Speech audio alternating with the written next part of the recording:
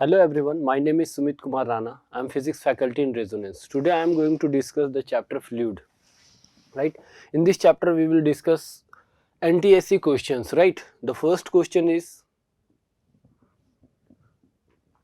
5 liter of kerosene oil weight more in, means we have volume. This is volume is 5 liter. Right? हमें question में पूछ रहा है कि ये 5 लीटर जो केरोसिन है, केरोसिन ऑयल है, वो उसकी वेट कब अधिक होगी. ठीक है, तो weight is equal to mg. Right, g is constant, that is g is 9.81 metre per second square. Okay, but mass, that weight depends on mass. तो देखो हमें पता mass is density into volume. Right, 5 litre in question it is given 5 liter, तो 5 liter this is volume, volume is constant है ना, volume constant हमारा. तो देखो ये मास अब किस पे डिपेंड कर रहा है, डेंसिटी पे. अगर डेंसिटी ज्यादा होगा तो मास ज्यादा होगा, अगर मास ज्यादा होगा तो वेट ज्यादा होगा. मीन्स हमें पता लगाना है कौन से सीजन में डेंसिटी ज्यादा होगी, क्योंकि क्वेश्चन में पूछ रखा है वेट कब अधिक होगा. मतलब वेट अधिक होने के लिए मास अधिक होना होगा, और मास अधिक होने के लिए डेंसिटी अधिक होना होगा. तो देखो सीजन यहाँ पे टेम्परेचर पे डिपेंड कर रहा है density.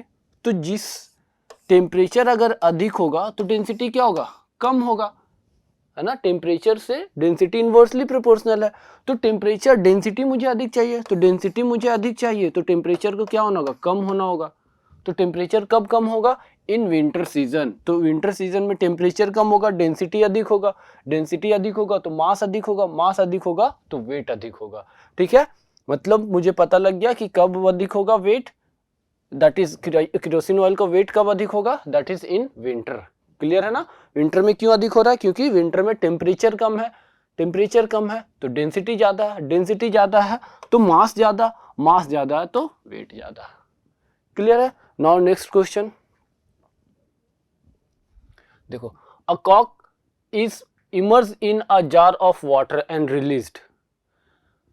How the cock will move if the jar is assumed to be kept in a satellite orbiting earth. ठीक है, सैटेलाइट जो है अर्थ से ऑर्बिटिंग, ठीक है, ऑर्बिटिंग सैटेलाइट अर्थ के चारों तरफ रिवॉल्व कर रहा है. ठीक है, अब जब रिवॉल्व कर रहा है तो देखो इस पे क्या होगा, दिस इज ग्रेविटेशनल पुल, जो कि कौन बैलेंस करेगा, सेंट्रीफ्यूगल फोर्स. ठीक है, सेंट्रीफ्यूगल फोर्स बैलेंस करेगा. अब उसके अंदर जो ऑब्जेक्ट है वो क्या होगा, उसके ऊपर नेट फोर्स क्या होगा, जीरो होगा. क्लियर है ना. तो नेट फोर्स जीरो होगा, मींस व्हाट, जब तक वो external cork is immerse in a jar of water, उसके अंदर जार ऑफ वाटर के अंदर एक्सटर्नल फोर्स लग रहा था तो उसके अंदर इमर्ज किया गया. जैसे ही एक्सटर्नल फोर्स हटाए तो उस पर कोई फोर्स ही नहीं लग रहा, नेट फोर्स वहां पे क्या हो गया, जीरो हो गया. तो क्या होगा वो, how the cock will move if the jar is assumed to be kept in satellite. अब देखो नेट फोर्स जीरो हो गया, उस पर कोई फोर्स है ही नहीं, तो क्या होगा, रिमेन वेयर इट लेफ्ट. हमने इमर्ज करके छोड़ा था वहीं पे रहेगा, क्योंकि उसके ऊपर कोई फोर्स ही नहीं लग रहा, एक्सटर्नल फोर्स हमने हटा दिया. जो एक्सटर्नल फोर्स के थ्रू अपने अंदर इमर्ज करा था, that external force is removed. तो क्या होगा, option C, that remain where it left. Clear है. Now next question, if two different body A and B have their masses in ratio 1:4 and their volume are equal, then their density of A and B will be in ratio. मुझे क्या calculate करना, density of A with respect to density of B. Clear है ना. तो मुझे मालूम है density क्या होता है, density of A is equal to density of B, means that is mass of A upon volume of A divided by mass of B upon volume of B.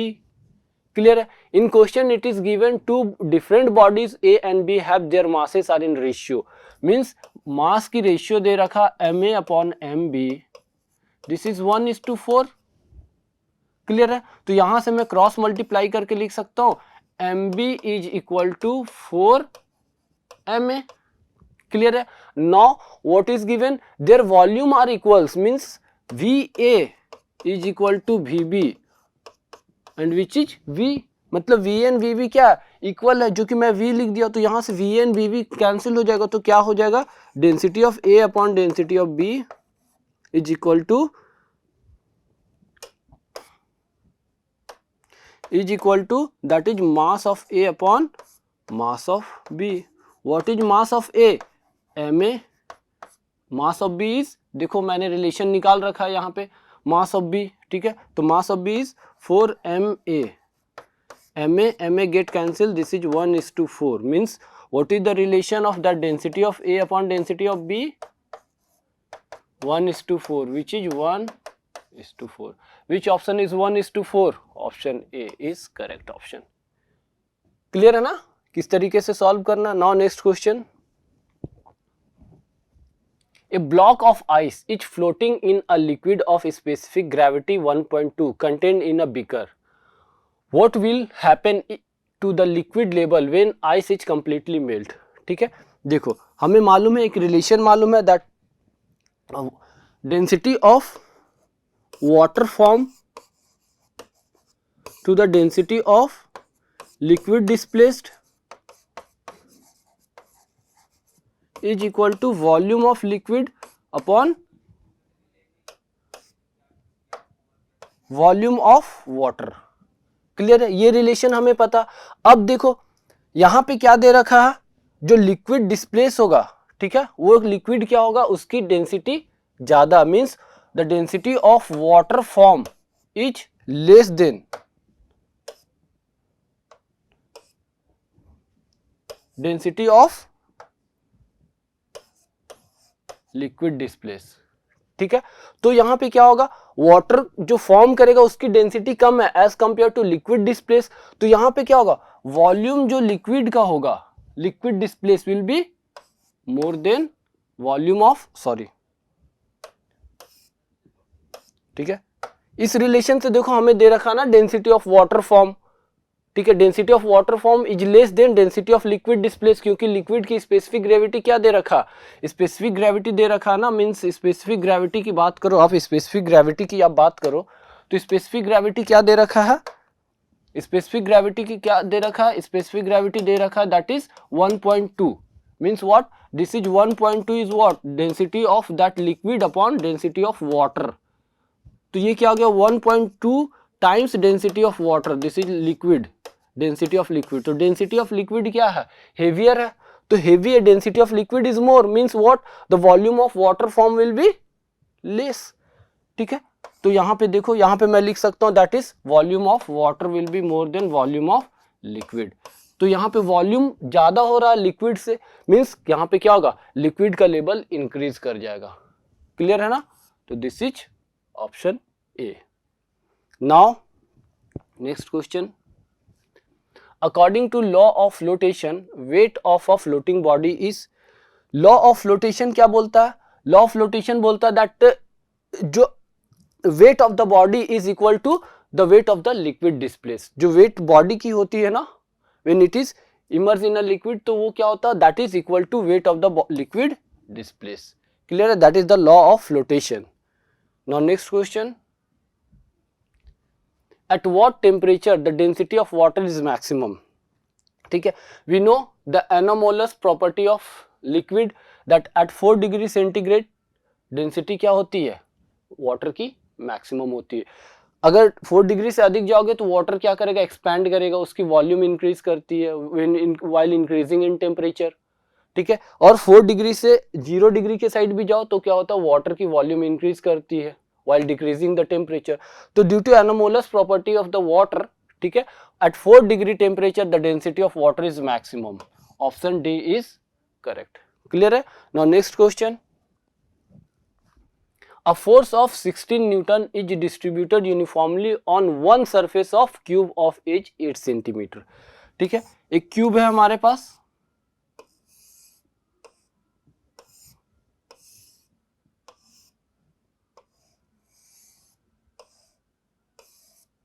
ठीक है, दिस इज क्यूब. अब क्या बोल रहा है, इसके ऊपर ना 16 न्यूटन का force, suppose this side on one surface, एक सरफेस के ऊपर 16 न्यूटन का फोर्स क्या यूनिफॉर्मली डिस्ट्रीब्यूटेड है पूरे में. क्लियर है ना, और इसकी साइड दे रखा 8 सेंटीमीटर. ठीक है, the pressure on this surface is, मुझे प्रेशर कैलकुलेट करना, pressure is what, thrust upon area. Clear है, means perpendicular force upon area. तो देखो दिस इज साइड, एरिया मुझे इस सरफेस का कैलकुलेट करना है, तो एरिया का क्या होगा formula, that is a square means 8 into 10⁻² into 8 into 10⁻²। Why this -2? Because it is given in centimetre, 8 centimetre मुझे मीटर में कन्वर्ट करना है, ठीक है। This is 16 into 10⁻⁴ metre square, this is the area. तो pressure equal to force upon area, force is 16 newton, area is force is what, 8 into 8 is 64 ना, right, 8 into 8 is 64, this is 64 and this become 64 into 10⁻⁴। अब देखो 10⁻⁴ को मैं ऊपर ले जा रहा हूं तो मैं लिख सकता हूं this is 16, 4 times it will cancel, ठीक है। तो 1/4 इंटू 40, देखो ऊपर मैं ले गया 10⁻+4 means 10 40, right, this will cancel 2500 means what, pressure is 2500 Pascal. Which option has 2500 Pascal? This option B, ठीक है, 2500 Pascal। क्लियर है ना। तो किस तरीके से यहाँ पे हमने प्रेशर को निकाला while using that thrust upon area। Clear है। Now next question, the magnitude of buoyant force depend on which one of the following property of fluid। buoyant force, ठीक है, that buoyant force expression क्या लिखते हो, that is volume of liquid displaced into density of that liquid into acceleration due to gravity। तो देखो किन किन factor पे यहाँ पे बोल रहा, the mass of the object, mass is not over here, ठीक है, size of object which is not, ठीक है, density of the liquid is here, and the size of the container which is not means density of the liquid। Clear है। तो density of liquid पे depend करता है buoyant force. Clear है ना। Now next question, a piece of wood float in a water keeped in beaker, ठीक है, एक बीकर पे क्या है,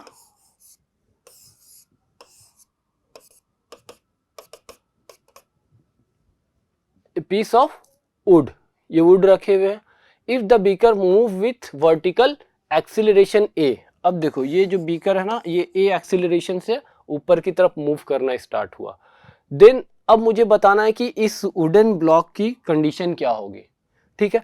तो देखो अभी अगर मान लो हमारा जब वो रेस्ट पे रखा हुआ था, कोई भी एक्सीलरेशन नहीं था, तो हमारे पास एक्सप्रेशन क्या होगा, F B is equal to that volume of that block submerged in a liquid and density of liquid into acceleration due to gravity, ठीक है। और ये लिखा जा सकता है that is weight is equal to volume into density of liquid into g, and weight is nothing but mg is equal to volume into density of liquid into g। Clear है ना। अब देखो यहाँ पे, अब ये this is the first expression, clear है ना।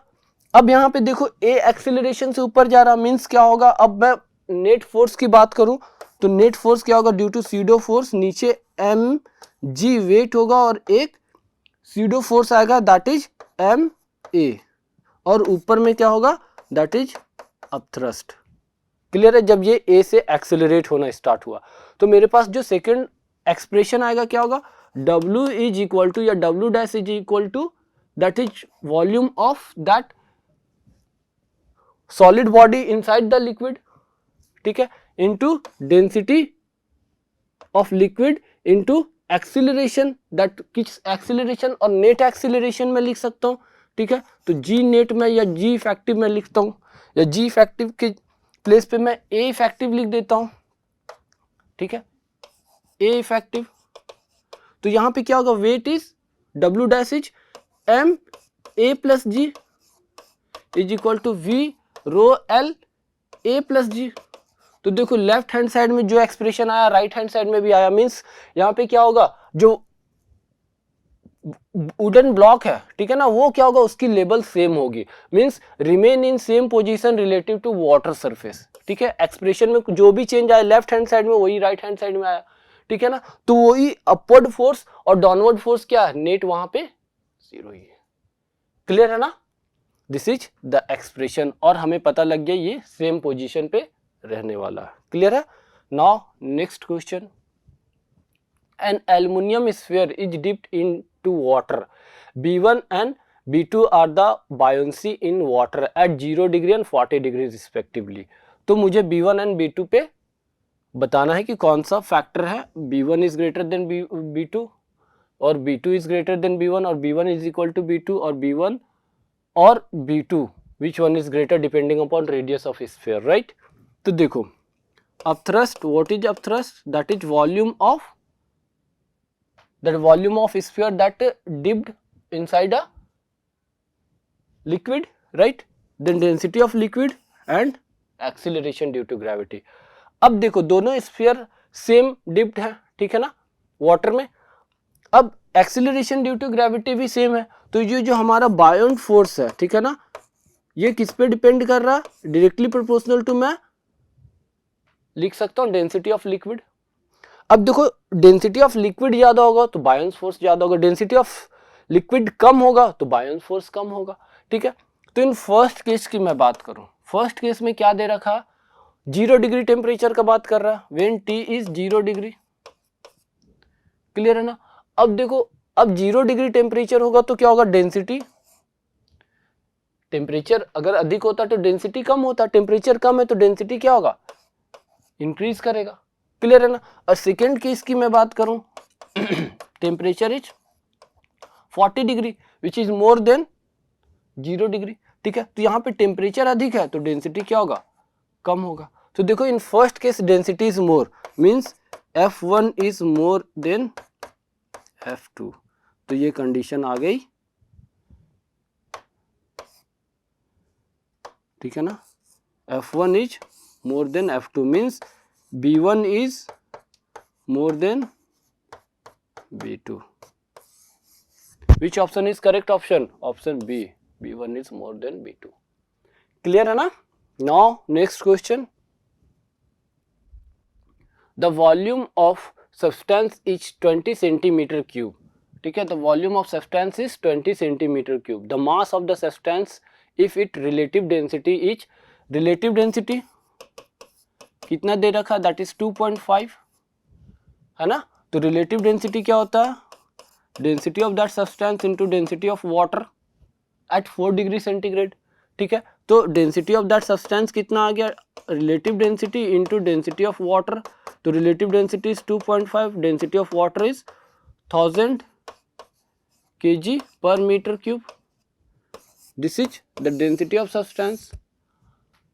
अब इसके बाद क्या बोल रहा? वॉल्यूम ऑफ सब्सटेंस दे रखा, वॉल्यूम कितना दे रखा? 20 सेंटीमीटर क्यूब। तो मुझे मीटर में कन्वर्ट करना होगा, which is 20 into 10 to the power minus 2 whole cube, which is 20 into 10 to the power minus 6 metre cube, ठीक है। This is the volume. अब मुझे कैलकुलेट क्या करना? The mass of the substance, mass is what? We have relation density into volume, mass is density into volume. Density is 2.5 into 10 to the power 3 and volume is 20 into 10 to the power minus 6। देखो दे रखा ना यहाँ पे, density is 2.5 into 10 to the power 3 and volume is 20 into 10 to the power minus 6। देखो अब calculate करो, this will cancel -3, ठीक है। And 2.5 into 20 it is 50 into 10 to the power minus 3 kilogram. This is mass, right. देखो KG में 5 kg दे रखा, but all are in ग्राम। तो ग्राम में करने के लिए हमें क्या करना होगा? दैट हमें डिवाइड करना होगा 10 to the power minus 3 से, तो which is equal to 50 gram. Mass is 50 gram. Which option is 50 gram? 50 gram. This option B is 50 gram. तो option B is the correct option. Clear है ना? Now note down कर लो। Next question देखो, Pascal law state that pressure at every point of liquid in the position of equilibrium is same if. देखो Pascal law की condition क्या होती है ना,